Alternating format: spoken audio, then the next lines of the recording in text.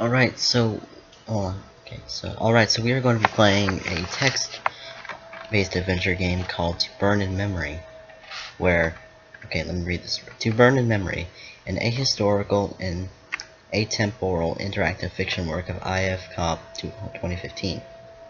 Explore a city that never existed and uncover its secret history through the memories of a woman that lived its darkest moments. Out content warning for violence and war. Okay, so I don't hear anything right now, but I'm pretty sure there might be some music going in. Okay, activate memory. Remembering is like constructing and then traveling again through a space. We are already talking about architecture. Memories are built as a city is built. Umberto Eco, Architecture and Memory, 1986. We will probably be judged not by the monuments we build, but by those we have destroyed. Ada Louise Huxtable. Long ago, as nomadic peoples, we saw time in cycles of sun and season. Then in the city, as we experienced time from a fixed point, became a line, forever behind us. This line is all we have. It was our art, our culture, our very cause, and our very effect. The only certainty we take with us as we move forward is that in time all this will fade into the distance, as ruins over the horizon. Can you truly blame those who would stand still in defiance, or those who, knowing full well the futility of holding on to that which is just dust, run? Eva Salandre. Foreword to the first edition, Children of Rust by Eugene Foire, 1920. Continue. Okay. Enter. Breathtaking, isn't it? Says Salandre, gesturing out over the vista. Here is the city as I saw it, empty, painted in rusting gold, below tormented skies writhing in cruel fire. She continues in a tone somewhere between opera and pantomime. Symbolic. Brief expression of sadness, and she continues. Or perhaps the romanticist in me cannot stomach to tell this tale without an image such as this. I gave my life to this place, she said with a sigh, and now I offer it to you, my tale as seen through many eyes, but your judgment must be yours alone. I shall play the part of Cicerone after my fashion, but not in a manner you expect, for I will be beside you only in memory. This should suffice to guide you through this tale to its end. My absence will grant you clear eyes to draw of this the conclusion you will. Find me in the orchards. A balcony facing westward. To the fore of a rooftop terrace overlooking the city. Twin streams fed by long aqueducts flanked the tower in an embrace, then split, again in symmetry, to fall in two over the facades of the structure. Behind, paved pathways connected the cardinal points of its circular structure, and at their intersection rose a delicate white tower, starkly contrasting the silhouetted black spires of the horizon. Arcades accentuated the circumference of the terrace as the sun fell on the water like a scar. Delicate. I can click on stuff? Delicate, but only to a cursory glance, crafted as it was with such meditated fragility in form that in consonance with the expanse of the terrace it would appear slender. Hollow pathways to below the tower. The wind whistled through the arcades, a low and mournful hum at the opposite side of the tower. I could fully behold the western vista, a river stretching out to the horizon. The opposite shore veiled and blurred in fog, receiving long shadows cast from the tower. Radiating outward from the tower were the roaring falls, glittering in the half-light.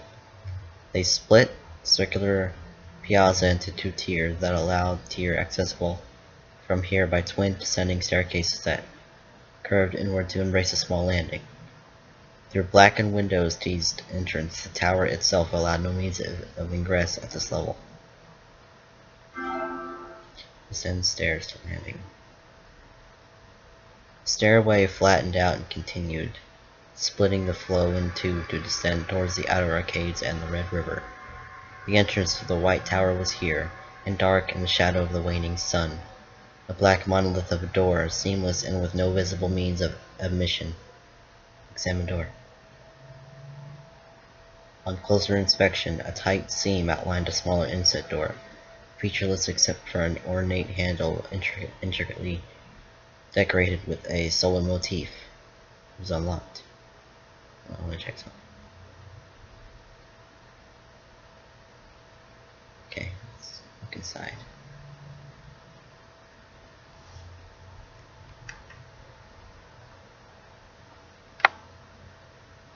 The atrium took up the entirety. Hold on, sorry.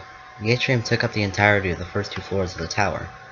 Hugging stately wooden paneling, a spiral staircase swept upwards. Heavy dust-filled beams of light shone through long vertical windows to fall on a sea of charred remains, curled cinders of countless books. Two doors opposed each other, the black-painted monolith of a door leading back to the terrace, and a smaller set built of wood and brass inlay opened to the remains of a once great hallway. Sift through the ash. I waded through the ash, hands sifting charred fragments of history, names, dates, time and place, now meaningless in their separation. I tore through page after page, drunk on the prospect of discovery, and there it was. A single, unburnt, alone in the ray of the setting sun. A single page, unburnt. One page to light. A rose, red. It held in perfect detail an illustration of a 7-petaled rose. Take page. Enter atrium hallway. Through the shattered remains of glass panels held aloft by the ribs of steel, the waning sun filled the atrium with diffused light and tones of blood and gold, a fitting welcome to the devastation below. Tattered and smoke-blackened banners flew from the ironwork buttresses, countenance cast in vivid red under those stains wrought of battle, surviving with all that stoic dignity of a vinyl stand. Charred furniture stood as makeshift barricades under layers of cinder and, catching the light, thick shards of broken glass. See, and then click on nope. Examine Grand Gate. The Institute's entrance gate was a masterwork in brass, elegance and strength and equal temperance, gold hue belying the fortitude of a stronger metal. Let's go back to the tower.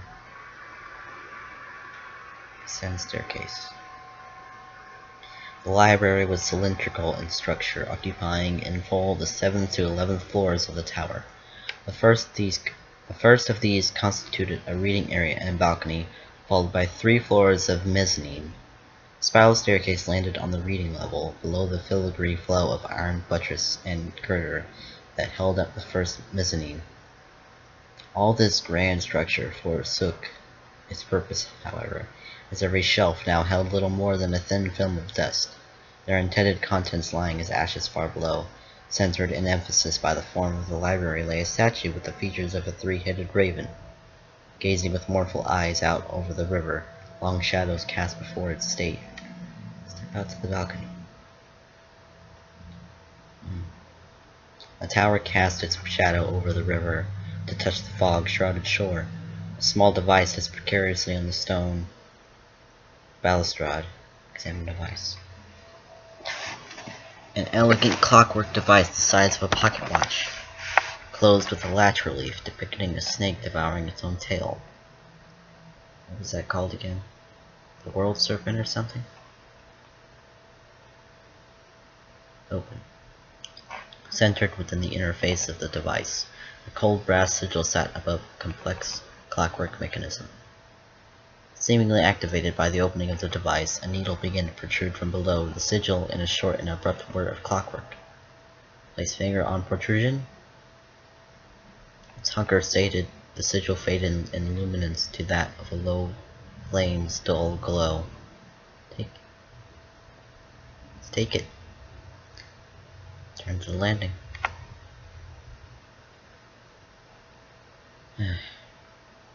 Sand staircase. The 11th floor consisted of a small hallway acting as a landing and final floor for the spiral staircase.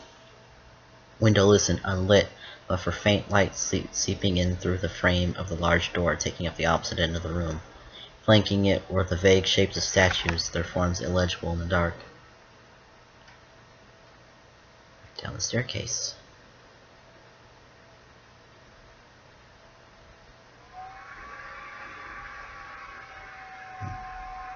Did I not see this before? We gave them an ultimatum. To spill our blood is to put your word to the fire. There is a special place in the contempt of history for we book burners, but I say that yours is a cold-hearted history indeed to weigh ink above we living, breathing men and women in this our siege turned to a weary occupation. The provost held his own in that lofty palace of his, and we developed a begrudging respect for his adamants. Maybe this immutability held difference to some grain of truth in that ideology of theirs. But all things have their terminants, and in our world, with its unsleeping machineries of warring revolutions, the eternal now holds little truth. Like clockwork in their monotony, the state will respond to the portent of violence in kind, and on the 10th day of our occupation, the 33rd showed their hand. The sight of the artillery cast a surreal pall over us, and we cannot imagine their use in this queer way. They proved of little use in threat.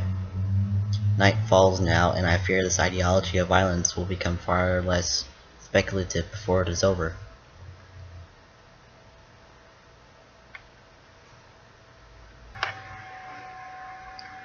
Okay.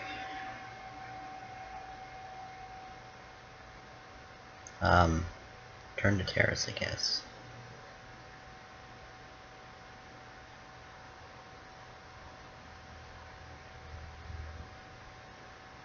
Stone stairway to river. Flanked by architraved columns set into the stone walls holding back the streams, the staircase ended at the great river, before a wide iron gateway leading to the quay. I could feel the falls, ever present, thunder behind thick stone. Brass gate barred the way down to the promenade. The Hammond Institute rear gateway. The Institute's entrance rear gate was no less a great work as its brother, that same elegance and strength, gold-hued, belying the fortitude of a stronger metal, bright brass fashioned to call to mind the sun in all its radiance. So if I go from here, hold on. No? Okay. Go see. I wonder if there's anything inside again. Maybe what's landing overlook? Below tower. Institute. Okay, return to balcony. Send stairs to landing. And the door. There's gotta be a way through here.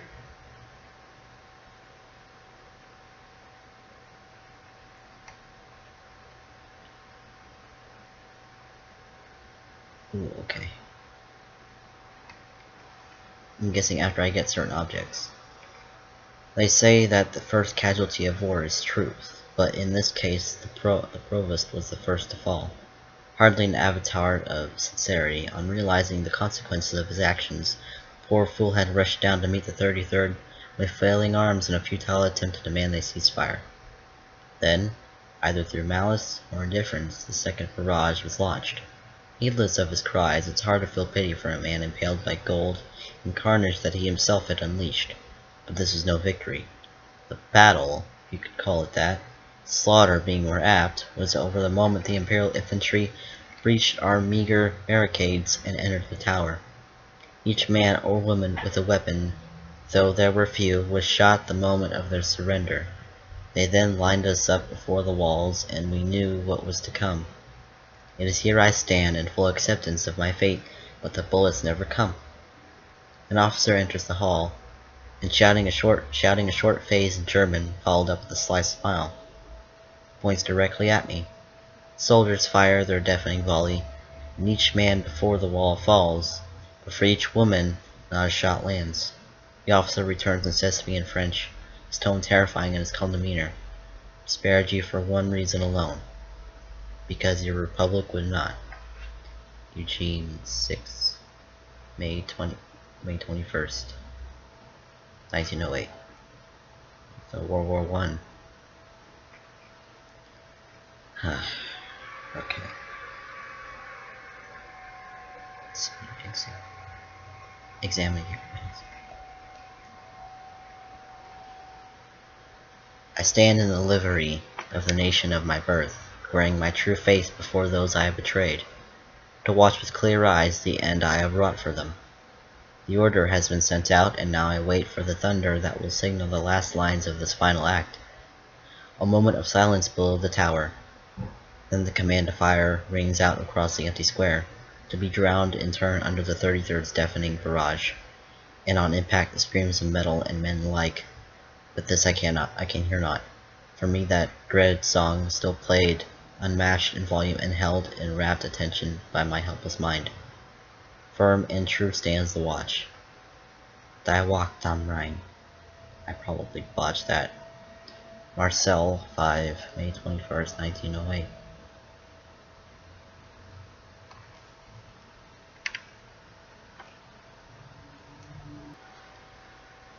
Okay. Did I read this? Did I even go in here? The remainder of the gate had forgotten its elegance that moment. Its strength fell before the sheer force of the German army. Yeah, I think I did. I guess I didn't find this, or I wasn't supposed to leave yet. Step over the rebel. Calling to mind the triumphal arches of antiquity, that great arch of the Institute's entrance dominated its facade to a Palatian effect, further strengthened in emphasis by the twin falls beside it. In darkness at this hour, an underground reservoir received the falls to roar in eerie reverberation. Continuing the path downward, grand steps set in massive slabs began their long descent towards the heart of the plaza, interrupted rhythmically by landings set small balconies. This is no? Okay. Enter Institute. Wait. Over there? Oh, what? Is that over the road? Descend to landing. I think that's it. I don't think I was supposed to click Enter Institute.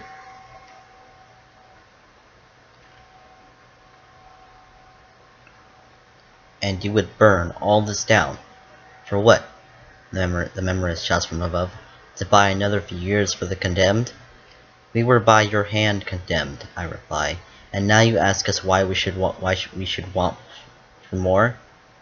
We could do nothing. Nothing, I interrupt. Nothing is all you do, all you think about. Is that how you see the world? As nothing? Precisely, he replies. You say that. You say you possess nothing, want nothing. I continue, breathless. A lie the size of the tower you stand before, I say. And of that tower I ask to put this lie to test. Is that monster in stone and iron truly nothing? Eugenie 2, March 4th, 1907. So a year before Eugenie 6, I think. The steps ended their straight descent with a small landing. That last stretch of vertical distance taken by an appropriately massive imperial staircase, enveloping the central axis of the plaza in a crescent of stone. Descend to apex. Nope.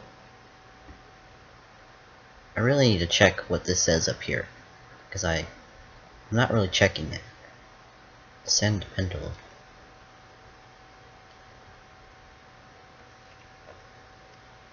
That old anarchist Kropotkin says history is like a pendulum. A long night of slumber, then the day breaks in motion as we cast off our chains. Ever astute in his observation, but I confess that if he is right, then will we not be here again at this exact point, watching this same pendulum play to the same ever unchanging rhythm. When the pendulum slows and the night nears, are we to be set in chains again? The pendulum was placed here at the heart of the city to remind of us and instill in us this ideology of poverty in motion.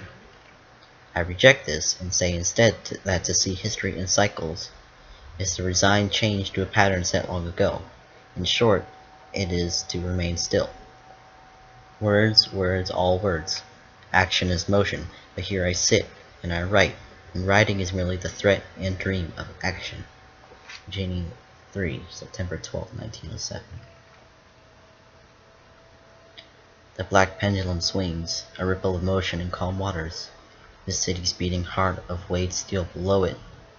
The tiles were decorated in the fashion of a sunwheel, centered so that the pendulum would act as its axis. Jagged arms in black spun outwards, calling to mind lightning with their broken form. Hold on. There we go. To the west, two wide boulevards split the city before the sun. Twin arteries that flowed red with light, stately, grand, and decorative, but only up to a point, dominated as they were by that great mass of the Institute, looming opposite them, a many-tiered thing that rose in stone towards the tower, imposing yet distant, still as adamant, yet in motion, embodied as the falls thundering down beyond sight. Fitting duality, here an entrance led deep below the tower, embraced by the crescent steps that began the ascent in symmetry. Again, the fit with a monolithic black door, mirroring in design the riverside entrance far above. Another duality. Let's see, where was... Okay. Descend pendulum. Okay, I wanna examine door first. Again, an inspection revealed a seam outlining a smaller inset door, its features and that lack thereof, a mirror of its counterpart, but with the glaring exception of the handle, this time brought to the theme of a crescent moon. Locked.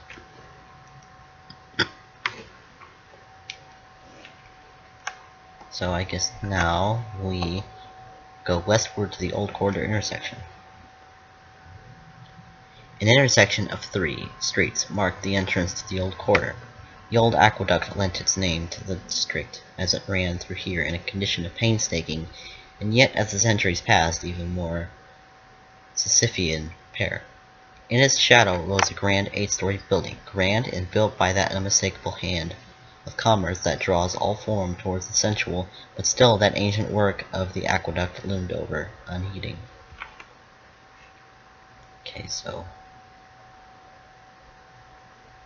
Okay, continue to these places. Okay, was the plaza back at the pendulum? Yeah, okay, so do not go back to the plaza.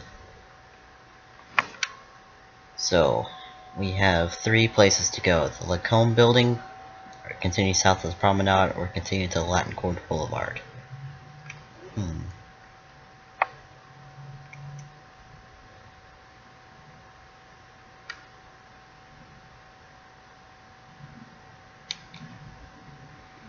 I guess we'll go into the Lacombe building. Entrance hallway, Old Quarter, Lacombe building. Framed by ornate columns, the entrance opened up into a small reception area to be followed by a surprisingly narrow hallway. In a state of somewhat poor repair, the interior had the air of a place that saw constant low-level use. But little maintenance further down the hall lay entrances to the watchmaker's store, in a place calling itself Lawrence 27. Let's go into the watchmaker's store. Door opened, with a vivid chime, into a cramped and dust-laden, though otherwise quite unremarkable, store. Faint evening light filtered through the thin curtains onto 2 sealed glass display cases that made up for the store's entire visible stock. To the back of the store, a door leading to the watchmaker's workshop lies ajar. Let's examine the displays. I leaned close over the displays, examining every detail until my breath cast a haze on the glass. Whatever these were, they were not watches, and seemingly did not, at least in any conventional sense, tell time. Now, to the workshop. The door to the rear opened into a surprisingly, after that tight space of the store, spacious workshop. Light from the tall window composing the short end of the rectangular room, lifted off tools of the trade cluttering the desk below. It was here my eyes were drawn as I entered, and have taken a few seconds to process the strangeness of it all. I then took in the thousands of individual sheets of paper lining the wall, sprawled with impossibly intricate diagrams that seemed to swim as if under intense heat. And atop the desk lay a strange key. Examine Sun Key. A dangerous and seemingly ceremonial thing and handle fashioned with a wreath of tiny iron spears. Hard to hold. I'm guessing that's this thing down here. Take. So, if we find an object, it'll appear over here. It seems most of these. See, key, this might be a key. That's like a throwing dagger. Whatever the heck that thing is. Okay, looks like we have nothing else to interact with here. So, let's go to Lorenz 27.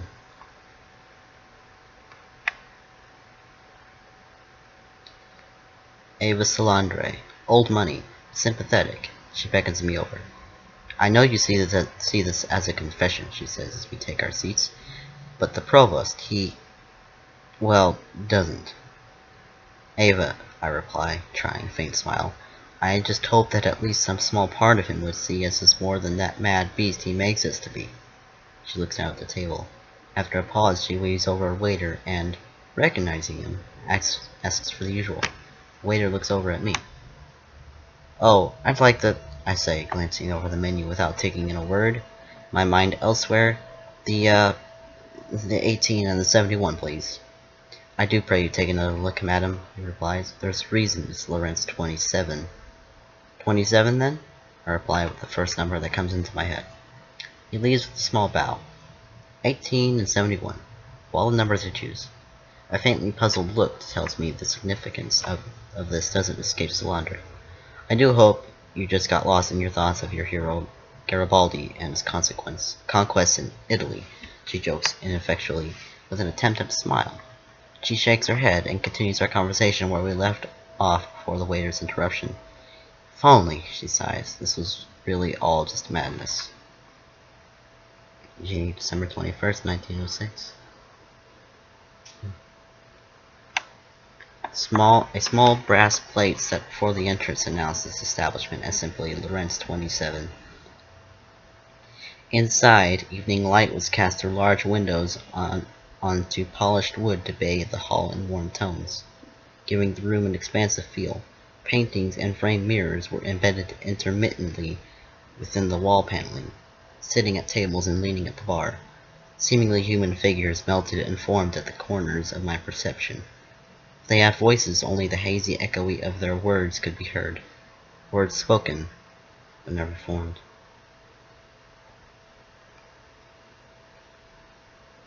Okay. Continue through the re-record.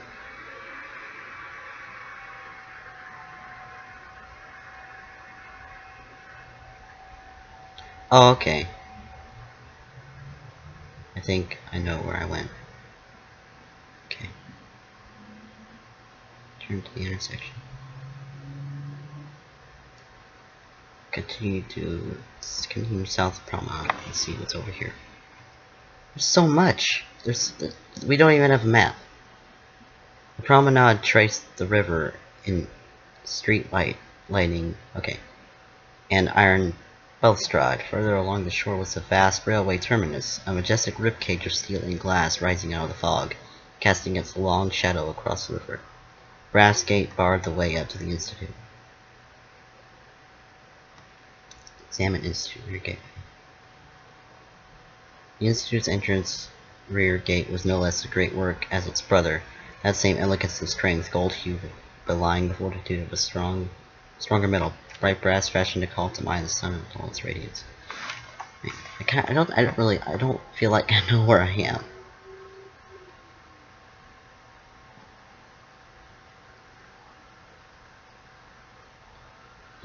I need to make a mental map into the requisition terminal.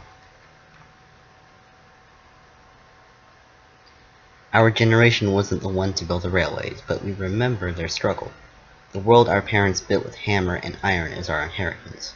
To claim it as our own is our right. You view this place with the same shame you cast to us, and in disrepair and neglect you have kept it. We are as its kin in blood and scorn, and to this end we lay claim to this monument. And a monument this is, a monument to a dalliance with that world outside your tower you can neither forgive nor forget. Hand copied pamphlet signed Les Enfants de la Rue, December 14, 1907. Cast iron beams of the support structures arched overhead, row after row rendered in rust and flaked paint, to be interspaced with faded glass plate. Black banners hung from the apex of each arc to below and then be restrained at the termination of the arc. Below, elegant though long unpolished wooden panel booths enclosed the lounge centered around a square of that dust-laden and partially shredded couches. The administration booths had been repurposed as a set of small studio spaces.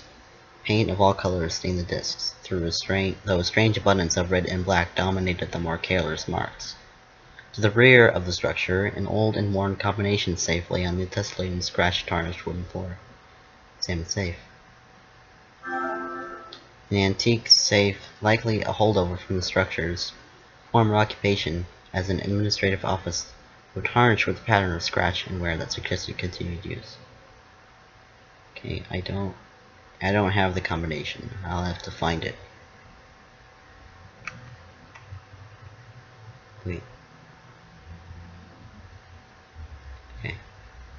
I'll have to find the combination. I don't know where it is. But we'll find it. Turn to the promenade.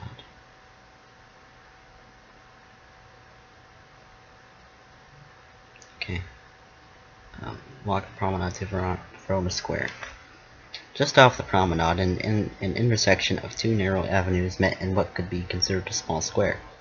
Inscribed plainly with Verona Square, an old brass plaque set between the paving stones confirmed this. Down a shallow set of iron steps, the cramped arcade continued west, enter the Mayfly Bar. Follow the winding alleyways to the boulevard. Okay, enter the Mayfly Bar.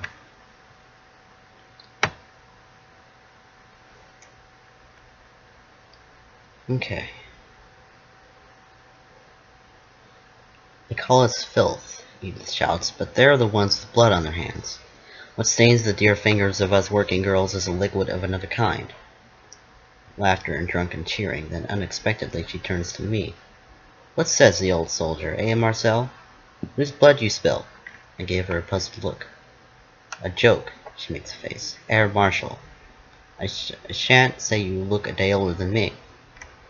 No, that you'd call me a soldier, I say. I haven't fought in the war save for the struggle of downing a mug of what passes for beer here. For this they should give me a medal. She's not convinced. I see many soldiers in my line of work. Up quite close and personal, I should add. And you hold yourself as they do, she replies, peering over me. Got that look in your eyes also. She was right about everything. I had fought, I did indeed have blood on my hands, and if things were to continue as I had set them to, my hands would remain so stained. While I was stationed with the colonial forces near the Namib, a visiting British officer had told me that the whole project of colonialism functioned on the same mechanism to a weapon they had, called the Maxim gun. A beastly thing that could tear a man in half, cemented their rule in terror, and fired with a unique mechanism, each shot would power the action of the next, an eternal cycle of violence. A machine that fed on blood, where the greatest effort on the part of the operator was to release the trigger. At the time I considered him an old fool. There I am, finger on the trigger, hesitant to fire. Marcel 3, August 2nd, 1907. Through a door ajar and a darkened flight of stairs was the Mayfly, a working-class drinkery, never touched by the light of day. The ever-too-faint oil lamps provided the entirety of the lighting. A small stage was the focal point of what light there was, and cast in this dim focus lay a wreath of blue flowers. Downstairs at the square. Okay. Walk the arcade to the iron. Where does this go? Mr. No. Was I there before? Wait, hold on. Was I there already? I think I have been here before. Yeah, because it says enter the Lacombe building. Okay, let's go. Boulevard.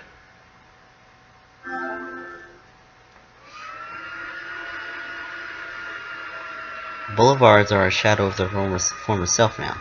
They're champions. Those men we named captains of industry have long since fled for new conquests, new cities to brand their engorged likeness upon.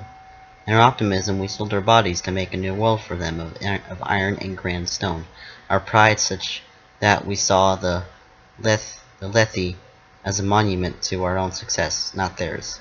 Then the Prussians broke us, and we saw the rich could leave as easily as they had come, take as easily as they could give, and the Lethe gave us nothing, as is the wont of stone and iron. Right. I put down my notebook to adjust my gloves, warm them against my coat, glance at the winter sky to check for rain, and I continue my missive. For all its imagery of iron, industry is such a fragile thing, and its captains are made of lesser materials still. But they have not fallen. They have simply taken their farce elsewhere, a new stage set for those same faces to perform their soliloquies to capital in identical timbre. Do I really believe what I write, or does the role I play guide my hand to end this last act in violence? Every stage has its place for one to play the traitor, but in our profession it takes a true talent to fool ourselves. That harshest of spectators, our performance is a lie told in greatest sincerity, and those of us traitors who thrive in this vicious time have such unyielding faith in our self-interest to put to shame the truest of believers. Lethe has found a new life, a quieter life. Maybe it's better that way. No, I strike that line out in anger. I need to make these words burn. Marcel to January 17th, 1907. The river bent to meet the northern quarter of the sky, ending the boulevard in a promenade of sorts that continued some distance along the shore. Opulence and austerity were at war along the boulevard, with the Baroque sensibility gaining dominance as one moved closer to the river, culminating at the center of all this with the Imperial Opera, an imposing hulk of a structure brooding above the waters. Okay, I think that's going to be it for now, because this seems there's a lot in this game, but yeah, there's a whole lot of reading, which I'm really okay with, but my problem is trying to mentally map everything. Like, I have to go this way and then that way, do it all in my head. Like, I don't have a map in here to work with. I have to remember everything, or just get lucky and just end up in the right place. But yeah, so far I find this interesting. You know, I want to keep playing. So yeah, I guess until next time.